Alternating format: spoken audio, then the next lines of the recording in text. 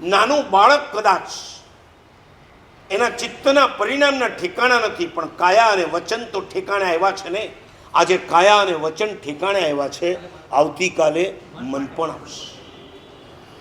મન, વચન અને કાયાના 33.33% જો કરો ને તો 66.66 તો તમારા ઠેકાણે છે કે નહીં? અત્યારે તમે અહીંયા બેઠા છો, કાયા સખણી છે, વાણી સખણી છે.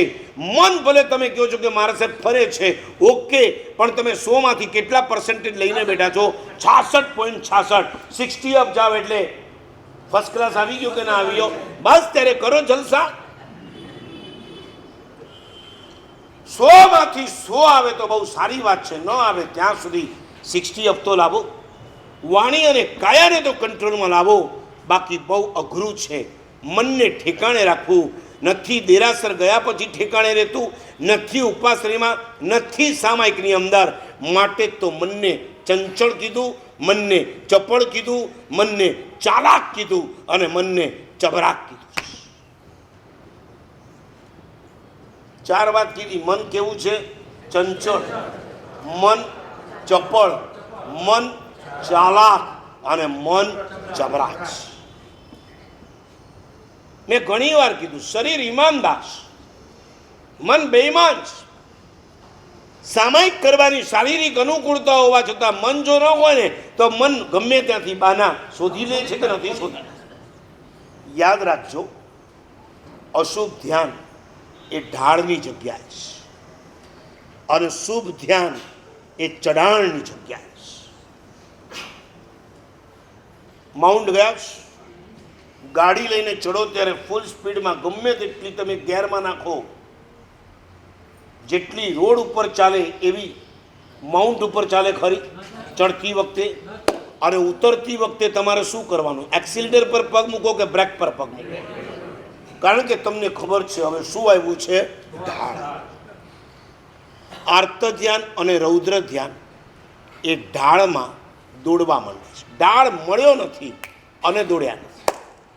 ચડવા માટે પ્રેશર જોઈએ છે, ચડવા માટે પાવર જોઈએ છે, ચડવા માટે બેટરી વાપરવી પડે છે. બરાબર છે?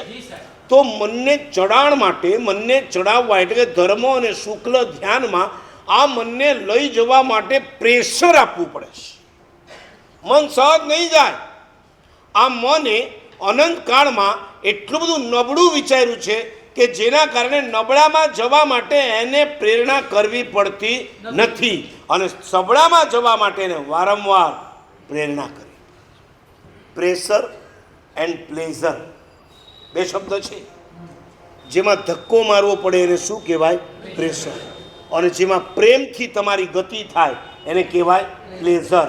સાચું બોલો, આર્ત ધ્યાન અને રૌદ્ર ધ્યાન પ્રેશરથી થાય કે પ્લેઝરથી થાય?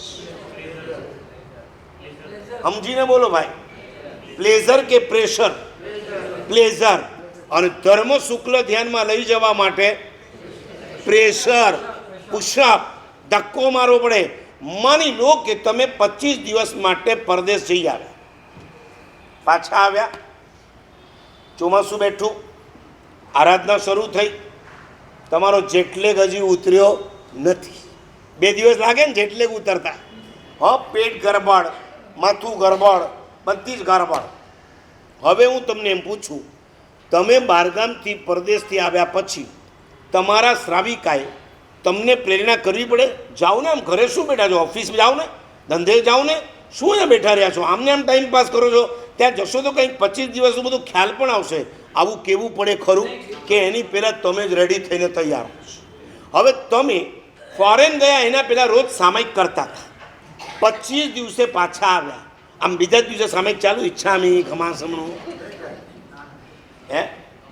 તો કેવું પડે છે? 2 દિવસ થઈ ગયા, 3 દિવસ થઈ ગયા, હવે તો સામાયિક ચાલુ કરી દો. યાદ રાખજો, ધર્મને છૂટતા વાર નથી લાગતી અને પાપને ચાલુ થતા વાર.